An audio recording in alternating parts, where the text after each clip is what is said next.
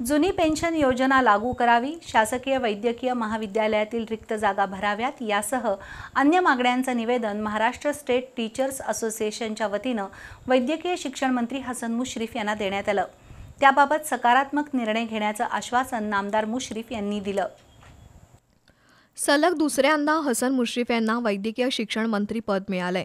मंत्रीपद मिळाल्यानंतर शनिवारी नामदार हसन मुश्रीफ यांनी कोल्हापुरातील राजर्षी शाहू महाराज शासकीय वैद्यकीय महाविद्यालयाला भेट देऊन आढावा बैठक घेतली। यावेळी महाराष्ट्र राज्य वैद्यकीय शिक्षक समितीच्या वतीनं मागण्यांचं निवेदन सादर करून नामदार मुश्रीफ यांच्याबरोबर चर्चा केली।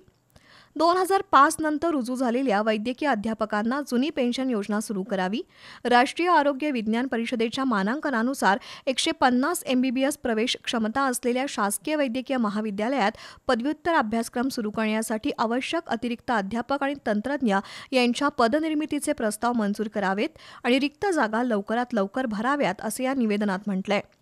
कोल्हापुरातील शासकीय वैद्यकीय महाविद्यालय आणि CPRमध्ये मनुष्यबळाची कमतरता आहे, त्यामुळे इथल्या शिक्षकांना आणि डॉक्टरांना दुसरीकडच्या महाविद्यालयात पाठवू नये। CPRमधील वैद्यकीय अधीक्षकांचं पद महाराष्ट्र लोकसेवा आयोगामार्फत भरावं अशा मागण्यांचा त्यामध्ये समावेश आहे। या संघटनेचे अध्यक्ष doctor Rahul Jadhav, doctor Swapnil Shah, doctor Sagar Naik उपस्थित होते।